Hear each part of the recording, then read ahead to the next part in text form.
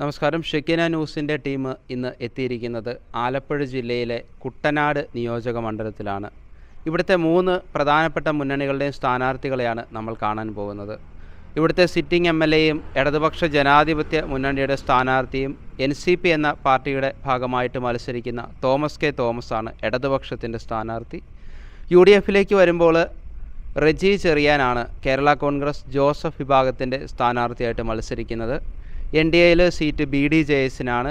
സന്തോഷ് ശാന്തി എന്ന വ്യക്തിയാണ് BDJSന് വേണ്ടി NDA മുന്നണിയുടെ സ്ഥാനാർത്ഥിയായിട്ട് മത്സരിക്കുന്നത്. കുട്ടനാട് നിയോജക മണ്ഡലത്തിൻ്റെ ചരിത്ര പശ്ചാത്തലത്തിലേക്ക് നമ്മൾ നോക്കിക്കഴിഞ്ഞാൽ കേരള കോൺഗ്രസ് പാർട്ടി രൂപീകൃതമായ കാലം തൊട്ട് കേരള കോൺഗ്രസിൻ്റെ MLAമാരായിരുന്നു കഴിഞ്ഞ ഒരു 20 വർഷം മുമ്പ് വരെ കുട്ടനാട്ടിലുണ്ടായിരുന്നത്. അവസാനത്തെ Kerala Congress MLA doctor KC Joseph ആയിരുന്നു. അദ്ദേഹം കേരള കോൺഗ്രസ് ജോസഫ് വിഭാഗത്തിൻ്റെ ഇടതുപക്ഷ ജനാധിപത്യ മുന്നണിയിൽ നിന്നുള്ള MLA ആയിരുന്നു. അതിനുശേഷം 2006 പൊതു തെരഞ്ഞെടുപ്പിൽ, അന്നും സാങ്കേതികമായിട്ട് പറയുകയാണെങ്കിൽ 2006 തെരഞ്ഞെടുപ്പിൽ കേരള കോൺഗ്രസ് ജേക്കബ് വിഭാഗത്തിൻ്റെ സ്ഥാനാർത്ഥിയായിരുന്നു അന്നത്തെ UDF സ്ഥാനാർത്ഥിയായിരുന്നു തോമസ് ചാണ്ടി. കേരള കോൺഗ്രസ് ജേക്കബ് വിഭാഗം K കരുണാകരൻ രൂപീകരിച്ച ഡെമോക്രാറ്റിക് ഇന്ദിരാ കോൺഗ്രസ് ലയിക്കുകയും ഇന്ദിരാ കോൺഗ്രസ് UDFനുമായിട്ട് ഒരു ധാരണയിൽ മത്സരിച്ചതിൻ്റെ ഫലമായിട്ടാണ് തോമസ് ചാണ്ടിയുടെ DICയുടെ സ്ഥാനാർത്ഥിയായിട്ട് മത്സരിക്കുന്നതും. ഏതാണ്ട് 20 വർഷക്കാലത്തോളം ഇവിടെ MLA ആയിരുന്ന ഡോക്ടർ KC ജോസഫിനെ പരാജയപ്പെടുത്തിക്കൊണ്ട് വിജയിക്കുകയും ചെയ്തു. തുടർന്ന് ഡെമോക്രാറ്റിക് ഇന്ദിരാ കോൺഗ്രസ് LDFിലേക്ക് പോവുകയും NCP എന്ന പാർട്ടിയിൽ ലയിക്കുകയും ചെയ്തതോടെ തോമസ് ചാണ്ടി NCPയുടെ MLA ആയിട്ട് വീണ്ടും ഇവിടെ ജനവീതി നേടുന്ന സാഹചര്യമുണ്ടായി. അദ്ദേഹത്തിൻ്റെ മരണശേഷം അദ്ദേഹത്തിൻ്റെ സഹോദരൻ തോമസ് കെ തോമസ് കഴിഞ്ഞ തെരഞ്ഞെടുപ്പിൽ വിജയിച്ചു. കഴിഞ്ഞ 5 വർഷമായിട്ട് ഇവിടുത്തെ MLA ആയിട്ട് പോരുന്നു. ഈ ഒരു തെരഞ്ഞെടുപ്പിൻ്റെ പശ്ചാത്തലം നോക്കുമ്പോൾ ഇടതുപക്ഷ ജനാധിപത്യ മുന്നണിക്ക് അത്ര ശുഭകരമായിട്ടുള്ള സൂചനകളല്ല കഴിഞ്ഞ തദ്ദേശ സ്വയംഭരണ സ്ഥാപനങ്ങളിലേക്കുള്ള തെരഞ്ഞെടുപ്പിലും അതിനു മുമ്പ് നടന്ന പാർലമെൻറ്റ് തെരഞ്ഞെടുപ്പിൽ നമുക്ക് കാണാൻ സാധിക്കുന്നത്. അത് പ്രത്യേകമായിട്ട് നമ്മൾ എടുത്തു പറയുകയാണെങ്കിൽ കുട്ടനാട് MLAയുടെ വീടിരിക്കുന്ന പഞ്ചായത്ത്, അതൊരു പാർട്ടി ഗ്രാമം എന്ന് നമുക്ക് വിശേഷിപ്പിക്കാവുന്ന ഒരു പഞ്ചായത്താണ് കൈനഗിരി പഞ്ചായത്ത്. ഏതാണ്ടൊരു നൂറ്റാണ്ടിന് ശേഷം അവിടെ കോൺഗ്രസ് പാർട്ടി ഒറ്റയ്ക്ക് ഭരണം നേടുന്ന ഒരു സാഹചര്യമുണ്ടായി. അതുപോലെ കുട്ടനാട്ടിലെ LDFന് മുൻതൂക്കം ഉണ്ടായിരുന്ന പല പഞ്ചായത്തുകളിലും അവിടെ UDF വിജയിക്കുന്ന ഒരു സാഹചര്യമുണ്ടായി. പ്രത്യേകമായിട്ട് പറയുകയാണെങ്കിൽ തദ്ദേശ സ്വയംഭരണ സ്ഥാപനങ്ങളിലേക്കുള്ള തെരഞ്ഞെടുപ്പിൽ CPMഉം CPIയും തമ്മിൽ വലിയൊരു വിഭാഗീയത കുട്ടനാട്ടിലുണ്ട്. അതിപ്പോഴും ഏറെക്കുറെ നിലനിൽക്കുന്നു. ആ ഒരു വിഭാഗീയത എങ്ങനെ ഈ തെരഞ്ഞെടുപ്പിനെ ബാധിക്കും എന്നൊന്നും നമുക്ക് അറിയുകയില്ല. വലിയ വാർത്താ പ്രാധാന്യം നേടിയ ഒരു വിഭാഗീയതയായിരുന്നു CPMഉം CPIയും തമ്മിലുള്ളത്. അത്തരത്തിലുള്ള ഘടകങ്ങളെല്ലാം പരിശോധിക്കുമ്പോൾ എങ്ങനെയാണ് ഇനിയുള്ള തെരഞ്ഞെടുപ്പിനെ എങ്ങനെ ആ ഒരു ഫലത്തെ സ്വാധീനിക്കുമെന്ന് നമുക്ക് പറയാൻ സാധിക്കുകയില്ല. കഴിഞ്ഞ തെരഞ്ഞെടുപ്പിൽ അന്നത്തെ കേരള കോൺഗ്രസ് ജോസഫ് വിഭാഗത്തിൻ്റെ സ്ഥാനാർത്ഥി ജോസഫ് ഗ്രൂപ്പിൻ്റെ നിയോജക മണ്ഡലം പ്രസിഡന്റ് കൂടിയായിരുന്ന ജേക്കബ് എബ്രഹാം ആയിരുന്നു. ജേക്കബ് എബ്രഹാം ഏതാണ്ട് 5000-ഓളം വോട്ടുകൾക്കാണ് തോമസ് കെ തോമസുമായിട്ട് പരാജയപ്പെട്ടത്. ആ 5000-ഓളം വോട്ടുകൾ എന്നാൽ തുടർന്ന് വന്ന പാർലമെൻറ്റ് തെരഞ്ഞെടുപ്പിൽ കൊടിക്കുന്നിൽ സുരേഷിന് ഒരു നേരിയ മുൻതൂക്കം കുട്ടനാട് നിയോജക മണ്ഡലത്തിൽ ഉണ്ടായതായിട്ട് നമുക്ക് കാണാൻ സാധിക്കുന്നു. അതുകൊണ്ട് തന്നെ ഈ 3 സ്ഥാനാർത്ഥികളുടെയും പ്രതികരണം എങ്ങനെയാണ്, മാറിയ രാഷ്ട്രീയ സാഹചര്യത്തിൽ എങ്ങനെയാണ് അവർ ഈ തെരഞ്ഞെടുപ്പിനെ നോക്കി കാണുന്നതെന്ന് നമുക്ക് ചോദിച്ച് മനസ്സിലാക്കാം. സാർ, എങ്ങനെയാണ് ഈ കുട്ടനാട്ടിൽ ഇടതുപക്ഷ ജനാധിപത്യ മുന്നണിയുടെ സ്ഥാനാർത്ഥിയായിട്ട് വീണ്ടും ജനവിധി നേടുമ്പോൾ സാറിൻ്റെ പ്രതീക്ഷകൾ? പ്രതീക്ഷയുള്ളതുകൊണ്ടാണല്ലോ അത് ജനവിധി നേടുന്നത്. ഒരുപാട് വികസന പ്രവർത്തനങ്ങൾ കുട്ടനാട്ടിൽ കൊണ്ടുവന്നിട്ടുണ്ട്. കഴിഞ്ഞ 10 വർഷമായിട്ട് തോമസ് ചാണ്ടി ഞാനും രണ്ടുപേരും കൂടെ ചേർന്ന് അത്രയും കാര്യങ്ങൾ കൊണ്ടുവന്നിട്ടുണ്ട്. പ്രത്യേകിച്ച് കുടിവെള്ള പദ്ധതി, AC റോഡ്, മറ്റുള്ള വർക്കുകളെല്ലാം, പാലം, തട്ടാശ്ശേരി പാലം, പിന്നെ അതുപോലെ വിയവരം മുളയ്ക്കാന്തുരുത്ത് റോഡ്, പ്രഹാരം പാലം, പിന്നെ ഇതിനോട് അനുബന്ധിച്ച് തന്നെ മറ്റുള്ള 15 പാലങ്ങൾ വേറെയുണ്ട്. ഇതെല്ലാം കുട്ടനാട്ടിൽ കൊണ്ടുവന്നതാണ്. അപ്പോൾ വികസന പ്രവർത്തനങ്ങളാണ് ശരിക്കും മുഖമുദ്രയായിട്ട് നിൽക്കുന്നത്. അത് ഹൈലൈറ്റ് ചെയ്തുകൊണ്ട് തന്നെയാണ് മുന്നോട്ട് പോകുന്നത്. നമ്മൾ കുട്ടനാട് നേരിടുന്ന ഏറ്റവും വലിയ പ്രശ്നമുള്ളൂ ഈ പ്രളയത്തിൻ്റെ ഭീഷണി. അപ്പോൾ അതിൽ നിന്ന് കരകയറാൻ വേണ്ടി ഇപ്പോൾ ഒരുപാട് പദ്ധതികൾ പല സൈഡിൽ നിന്ന് മുമ്പോട്ട് വരുന്നുണ്ട്. അപ്പം ഇനി ഒരു അവസരം കിട്ടുവാണെങ്കിൽ സാർ അതെങ്ങനെയായിരിക്കും ആ ഒരു ഇതിൽ നിന്ന് കുട്ടനാടിനെ കരകയറ്റാൻ? ഇല്ല, അതിന് നേരത്തെ അവസരം കിട്ടിയതാണ്. അത് നശിപ്പിച്ച് കളഞ്ഞാൽ ശരിക്കും PJ ജോസഫും കൊടുക്കുന്നൊരു സുരക്ഷ കൂടാണ്. അത് എൻ്റെ നേതാവായ ശരത് പവാർ കുട്ടനാട് സന്ദർശിക്കുകയും എൻ്റെ സഹോദരനായ തോമസ് ചാണ്ടിയായിട്ട് ഡിസ്കസ് ചെയ്ത് MS സ്വാമിനാഥനെ വിളിച്ചു വരുത്തി അതിന് വേണ്ട നടപടിയിലേക്ക് പോയി അന്നത്തെ കാലത്ത് 2200 കോടി രൂപ അനുവദിച്ചതാണ്. അവരെല്ലാം അത് നശിപ്പിച്ച് ഒരു പരുവത്തിലാക്കി കളഞ്ഞു. ഇനിയിപ്പം ഈ രണ്ടാം കുട്ടനാട് പാക്കേജ് എന്ന് പറയുന്നത് സഭ പിണറായി വിജയൻ ഫണ്ട് അനുവദിച്ചിട്ടുണ്ട് 2500 കോടി രൂപ. അതിനകത്ത് 1100 കോടി ഇപ്പോൾ അനുവദിച്ചിട്ടുണ്ട്. അത് വെച്ചുകൊണ്ട് എല്ലാ പാടശേഖരങ്ങളും കല്ലുകെട്ടി ബലപ്പെടുത്തിക്കൊണ്ട് അതിനാവശ്യം അങ്ങനെ മാത്രമേ കുട്ടനാട് രക്ഷപ്പെടുത്തുള്ളൂ. അങ്ങനെ അത് ചെയ്യാനുള്ള സംവിധാനത്തിലേക്കാണ് ഇപ്പോൾ ഗവൺമെൻറ് പോകുന്നത്. അങ്ങനെ മാത്രമേ നമുക്ക് ചെയ്യാനാവുള്ളൂ. കുട്ടനാട് കുടിവെള്ള പദ്ധതിയാണ് ഏറ്റവും ശ്രേഷ്ഠമേറിയ പദ്ധതി. വരെ 615 കോടി രൂപയുടെ ആ വലിയ പദ്ധതി ഏകദേശം 65% പേർക്ക് പൂർത്തീകരിച്ചു കഴിഞ്ഞിരിക്കുകയാണ്. അപ്പോൾ അത് എല്ലാ പഞ്ചായത്തുകളിലും വാർഡുകളിലും പൈപ്പ് ലൈൻ ഇട്ടുകൊണ്ടിരിക്കുന്നു. ആ വർക്കും അതിനോട് അനുബന്ധിച്ച് തന്നെയാണ് ചെയ്യുന്നത്. പ്രത്യേകിച്ചും കുട്ടനാട് വെള്ളപ്പൊക്കത്തിൽ നിന്നും രക്ഷപ്പെടണമെങ്കിൽ തോടുകളും മാറുകളും ക്ലീൻ ചെയ്തുകൊണ്ട് എല്ലാ പാടശേഖരങ്ങളും കല്ലുകെട്ടി ബലപ്പെടുത്തിയെങ്കിൽ മാത്രമേ അതിൻ്റെ സൈഡിൽ കൂടെ ട്രാക്ടർ റോഡുകളും സെൻറ്ററിൽ കൂടെ ട്രാക്ടർ റോഡുകൾ വന്നെങ്കിൽ മാത്രമേ കുട്ടനാട് പൂർണ്ണമായിട്ടും രക്ഷപ്പെടുത്തുള്ളൂ. അപ്പോൾ ഈ ഇടതുപക്ഷ ജനാധിപത്യ മുന്നണിയുടെ ഒരു തുടർഭരണ സാധ്യത താങ്കൾ എങ്ങനെയാണ് കാണുന്നത്? അതൊന്നും സംശയമില്ലാത്ത കാര്യമാണ്. വളരെ കാരണം ജനങ്ങൾ ഇതെല്ലാം അംഗീകരിക്കുന്നുണ്ട്. കാരണം കഴിഞ്ഞ നമുക്കറിയാം 10 വർഷം മുമ്പ് 18 മാസക്കാലത്തെ ക്ഷേമ പെൻഷൻ കൊടുക്കാൻ നിർവാഹമില്ലാതെ ഒന്നുമില്ലാതെ ഇറങ്ങിപ്പോയൊരു ഗവൺമെൻറ്റാണ് ശരിക്കും UDF ഗവൺമെൻറ് എന്ന് പറയുന്നത്. അവരുടെ ഒരിക്കലും ഭരണം കൊടുക്കാനായിട്ട് ജനങ്ങൾ ആഗ്രഹിക്കില്ല. അതാണ് എൻ്റെ സത്യാവസ്ഥ ശരിക്കും. കാരണം അത് തന്നെയാണ് ഏറ്റവും പ്രാധാന്യമുള്ള കാര്യം. കാരണം ഈ ഭരണ നേട്ടങ്ങൾ അതുപോലെ നിങ്ങളിപ്പം ചോദിച്ച ചോദ്യം തന്നെയാണ് എന്താണ് അതിനകത്തുള്ള പ്രത്യേകത. നിങ്ങൾക്കറിയാം ഏകദേശം 62 ലക്ഷം ആൾക്കാരോളം ക്ഷേമ പെൻഷൻ മേടിക്കുന്നുണ്ട്. 35 ലക്ഷത്തോളം ആൾക്കാർ നമ്മുടെ സഹോദരിമാരും അതുപോലെ അമ്മച്ചിമാരും അതുപോലെ കുഞ്ഞുങ്ങളും 1000 രൂപ വെച്ച് മേടിക്കുന്നുണ്ട്. അപ്പോൾ ഇങ്ങനെയുള്ള വലിയ സംവിധാനത്തിലേക്ക് പോയിക്കൊണ്ടിരിക്കുകയാണ്. അത് ഒരിക്കലും ഇവരെ കൊണ്ട് നടത്താനൊക്കത്തില്ല. അവരിപ്പോൾ പ്രഖ്യാപിച്ചിട്ടുണ്ട് 3000 രൂപ ക്ഷേമ പെൻഷനാക്കുന്നത്. അപ്പം 2000 രൂപ കൊടുത്തപ്പോൾ അത് കൈക്കൂലിയാണെന്ന് പറഞ്ഞാൽ ഇവർ ഇപ്പം പറയുന്നു 3000 രൂപ ക്ഷേമ പെൻഷനാക്കാൻ പോകും. അപ്പോൾ അവർക്ക് മനസ്സിലായി ക്ഷേമ പെൻഷൻ കൊടുത്തെങ്കിൽ മാത്രമേ വിജയിക്കാനായിട്ട് ഒക്കത്തുള്ളൂ. കാരണം അതവർ മനസ്സിലാക്കിക്കൊണ്ട് തന്നെയാണ് ഇപ്പം നിൽക്കുന്നത്. അപ്പോൾ എന്തായിരുന്നാലും അവരുടെ കള്ളി ഇപ്പം വിളിച്ചെത്തായല്ലോ. കാരണം അത് കൈക്കൂലിയാണെന്ന് പറഞ്ഞവർ ഇപ്പോൾ 3000 കൊടുക്കുമ്പോൾ അതിന് എന്ത് കൂലി എന്നാണ് ഞങ്ങൾ വിശേഷിപ്പിക്കേണ്ടത്. നിങ്ങൾ പത്രക്കാർ വേണം അതിൻ്റെ മറുപടി കണ്ടെത്താനായിട്ട്. അപ്പോൾ അവർക്ക് ജയിക്കാൻ വേണ്ടി എന്ത് രീതിയിലുള്ള ന്യായീകരണം നടത്താനായിട്ട് അവർ മുന്നോട്ട് വരുന്നു എന്നുള്ളതാണ് എൻ്റെ സത്യാവസ്ഥ. ജനം വിധി എഴുതട്ടെ, അത് ജനത്തിൻ്റെ കയ്യിരിക്കുന്ന കാര്യമാണ്. അപ്പോൾ ഞാൻ പറഞ്ഞ ഈ ആനുകൂല്യങ്ങളെല്ലാം നമ്മൾ കൊടുത്തുകൊണ്ടിരിക്കുന്നു. എല്ലാ വിഷയത്തിലും ഗവൺമെൻറ് ഇടപെട്ടുകൊണ്ടിരിക്കുന്നു. വളരെ ഭംഗിയായിട്ടും ക്രമമായിട്ടും കാര്യങ്ങളൊക്കെ ചെയ്തു പോകുന്നു. ഒരു നേതൃത്വമുണ്ട്. ആരാണ് മുഖ്യമന്ത്രി അല്ല ആരാണ് വരാൻ പോകുന്നതൊക്കെ വ്യക്തമായിട്ടും അറിയാം. അപ്പോൾ ആ ഒരു നല്ല രീതി. കാരണം ഇത് അങ്ങാപ്പുറം അതിന് തന്നെ ഭയങ്കര കടിപിടിയും അടിയും ബഹളവും ചരടുവലിയും പല കാര്യങ്ങളും നടന്നുകൊണ്ടിരിക്കുകയാണ്. ഇതിലൊക്കെ ജനങ്ങൾക്ക് മനസ്സിലാക്കാം ഏതൊക്കെ രീതിയിലാണ് ഭരണം നടക്കാൻ പോകുന്നത്. ഇവരുടെ കൊടുത്തു കഴിഞ്ഞാലുള്ള ഡ്രോബാക്സ് എന്നാണ്. ജനം അത് വിലയിരുത്തുക തന്നെ ചെയ്യുമെന്നാണ് എൻ്റെ വിശ്വാസം. കുട്ടനാട്ടിലെ ഐക്യജനാധിപത്യ മുന്നണിയുടെ സ്ഥാനാർത്ഥിയായിട്ട് മത്സരിക്കുമ്പോൾ എങ്ങനെയാണ് താങ്കളുടെ പ്രതീക്ഷ? നിങ്ങൾക്കറിയാം കഴിഞ്ഞ 20 വർഷമായിട്ട് കുട്ടനാടെന്ന് പറഞ്ഞ ഈ ഒരു നിയോജക മണ്ഡലം ഒരു വികസനവുമില്ലാതെ കഴിഞ്ഞ 10 വർഷം ഭരിച്ച ഇടതുപക്ഷ സർക്കാർ അവരാണ് ഈ കുട്ടനാടിനെ ഈ ഒരു രീതിയിലാക്കി മാറ്റിയത്. ഒന്നുമില്ലാതാക്കി. ഇപ്പം നിങ്ങൾക്കറിയാം ഈ ഒരു സമയത്ത് എവിടെ ചെന്നാലും കുടിവെള്ളം ഇല്ലാത്ത ഒരു നാട്. കേരളത്തിലെ 140 നിയോജക മണ്ഡലങ്ങളിൽ നമ്മൾ നോക്കിയാൽ 139 ഇടത്തുമില്ലാത്ത പ്രശ്നങ്ങൾ അഭിമുഖീകരിക്കുന്ന ഒരു വിഭാഗം ജനങ്ങൾ വസിക്കുന്ന നാടാണ് കുട്ടനാട്. അപ്പോൾ ഈ നാടിനെ രക്ഷിക്കുക, ഈ നാടിൻ്റെ വികസനം, ഈ നാടിനെ തിരിച്ചു കൊണ്ടുവരിക എന്നുള്ളതാണ് ഈ വരുന്ന UDF ഗവൺമെൻറ്റിൻ്റെ ഏറ്റവും വലിയ ഉത്തരവാദിത്വം. അത് ഏറ്റെടുത്ത് കുട്ടനാടിലെ ജനപ്രതിനിധി എന്ന നിലയിൽ തീർച്ചയായിട്ടും നടപ്പിലാക്കുക എന്നുള്ളതാണ് ഏറ്റവും മുന്തിയ പരിഗണന.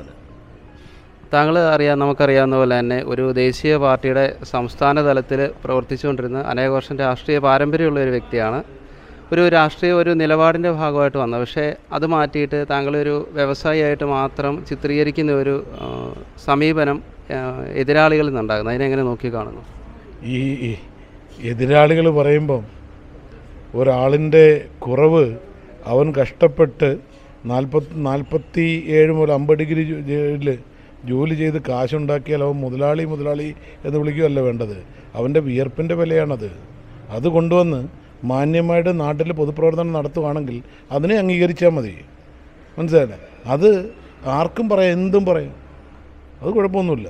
പക്ഷേ ഞാൻ എന്നെ മുതലാളി എന്ന് വിളിക്കുമ്പോൾ അപ്പുറം സൈഡിൽ ആരെ മുതലാളി എന്ന് വിളിക്കണമെന്ന് ഓർക്കണം. കഴിഞ്ഞ 20 വർഷം ജനങ്ങൾ മൊത്തം പറഞ്ഞാണല്ലോ എന്ത് ചെയ്തു ഈ നാടിന് വേണ്ടി? ഒന്നും ചെയ്തില്ലല്ലോ. അപ്പം എൻ്റെ കഷ്ടപ്പാടിൽ ഞാൻ ഉണ്ടാക്കി, ഞാൻ കൊണ്ടുവന്നതിന് ശേഷം ഞാൻ ആ കഷ്ടപ്പെട്ടത് കൊണ്ട് ഞാൻ പൊതുപ്രവർത്തനം നടത്തുമ്പോൾ അതിനെ മുതലാളി എന്ന് വിളിക്കുന്നത് അറിയാമല്ലോ. അത് ഈ പറയുന്നതുകൊണ്ട് ഇപ്പോൾ എന്തെങ്കിലുമൊക്കെ പറയാൻ വേണ്ടേ? അതിങ്ങനെ മാത്രം അതിനെ കണ്ടാൽ മതി. തീർച്ചയായിട്ടും ആ പാർട്ടിയിലെ MLAയുടെ ജനദ്രോഹ നടപടികളാണോ താങ്കളെ മറ്റൊരു രാഷ്ട്രീയത്തിലേക്ക് വരാൻ പ്രേരിപ്പിച്ചത്? കഴിഞ്ഞ 5 വർഷമായിട്ട് കുട്ടനാട്ടിലെ 13 പഞ്ചായത്തിൽ ചെന്നാലും ആരാ MLA എന്ന് ചോദിച്ചാൽ തെരഞ്ഞെടുപ്പിന് ഞങ്ങളൊന്ന് കണ്ട്. കഴിഞ്ഞ തെരഞ്ഞെടുപ്പിന് 5 വർഷമായിട്ട് ഞങ്ങളുടെ നാട്ടിൽ ഞങ്ങൾ അദ്ദേഹത്തിൻ്റെ മുഖം പോലും കണ്ടിട്ടില്ല. പുള്ളിക്ക് 5 വയസ്സുകൂടെ കൂടി, പക്ഷേ ജനങ്ങൾ അദ്ദേഹത്തെ കണ്ടിട്ടില്ല. അതാണ്, അല്ല വേറൊന്നുമില്ല, ഒരു വ്യത്യാസവും ഇല്ല അതിനകത്ത്. അപ്പോൾ തീർച്ചയായിട്ടും കുട്ടനാട് അഭിമുഖീകരിക്കുന്ന ഏറ്റവും വലിയ പ്രശ്നം പ്രളയ ഭീഷണിയാണ്. അപ്പോൾ ഈ ഒരു ഭരണം കിട്ടിക്കഴിഞ്ഞാൽ നമുക്കറിയാം ഇതിലും മോശമായിട്ടുള്ള സാഹചര്യത്തിൽ ലോകത്തെ പല സ്ഥലങ്ങളിലും സാങ്കേതിക വിദ്യയുടെ സഹായം കൊണ്ട് ജനങ്ങൾ വളരെ സുരക്ഷിതമായിട്ട് ജീവിക്കുന്നു. നമ്മുടെ ജലസേചന വകുപ്പ് അല്ലെങ്കിൽ ഒക്കെ തീരുമാനിച്ചു കഴിഞ്ഞാൽ ചില കാര്യങ്ങളിൽ മാറ്റം വരുത്തി കഴിഞ്ഞാൽ ഇവിടെ ഈ പ്രളയ ഭീഷണി ഇല്ലാതാക്കാൻ സാധിക്കും. വരുന്ന ജലത്തെ വഴിതിരിച്ച് വിടാനും വന്ന ജലത്തെ പമ്പ് ചെയ്ത് മാറ്റാനുമുള്ള സംവിധാനമൊക്കെ ഇന്ന് ലോകത്തുണ്ട്. പക്ഷേ ആ കാര്യത്തിലൊന്നും കൃത്യമായൊരു നടപടി ഉണ്ടായിട്ടില്ല. അപ്പം അതിനെ എങ്ങനെയാണ് താങ്കൾ നോക്കിക്കാണുന്നത്? ഏറ്റവും പ്രധാനം, കൃത്യമായൊരു പഠനം കുട്ടനാട്ടിൽ ഇന്ന് വരെ നടത്തിയിട്ടില്ല. കഴിഞ്ഞ 30 വർഷക്കാലമായിട്ട് ഇവിടുത്തെ ആറുകളുടെയും തോടുകളിലെയും കായലിലെയും മണ്ണും ചേറും മാറ്റാതെ നമ്മൾ കാണേണ്ടത് കൃഷി ചെയ്യുന്ന സ്ഥലം വെള്ളത്തിന് ലെവലിനേക്കാൾ താഴ്ന്നു കിടക്കുവാണ്. 2 മീറ്റർ വരെ താഴ്ചയിലാണ് കിടക്കുന്നത്. അപ്പോൾ നമ്മൾ ഓർക്കണം എന്തിനു വേണ്ടി വെള്ളം അതിൽ ഉൾക്കൊള്ളുന്നു എന്ന് നമ്മൾ ചിന്തിക്കണം. അപ്പോൾ തോടുകളുടെയും ആറുകളുടെയും കായലിൻ്റെയും ആഴം വർദ്ധിപ്പിച്ച് കൂടുതൽ വെള്ളം ഉൾക്കൊള്ളുവാനുള്ള ശേഷി അതിനുണ്ടാക്കുക എന്നുള്ളതാണ് ഏറ്റവും പ്രധാനപ്പെട്ട കാര്യം. 2, നമ്മൾ ഈ കുട്ടനാട്ടിലെ മഴക്കാലത്തും ഈ ഒരു സമയത്തും ഇതൊരു സർവേ ചെയ്യണം. ഈ സമയത്തെ വാട്ടർ ലെവൽ എത്രയാണെന്ന് നോക്കുകയും നമ്മൾ മഴ തുടങ്ങിക്കഴിയുമ്പോൾ ഇത്ര സെൻറ്റിമീറ്റർ മഴ നമുക്ക് അളവുണ്ടല്ലോ, ആ അളവ് വെച്ച് ഏത് അളവിലാണ് മഴ പെയ്യുമ്പോഴാണ് നമ്മുടെ വെള്ളപ്പൊക്കവും ജനങ്ങൾക്ക് ഉപദ്രവം ഉണ്ടാവുന്നതെന്ന് നമ്മൾ പഠിക്കണം.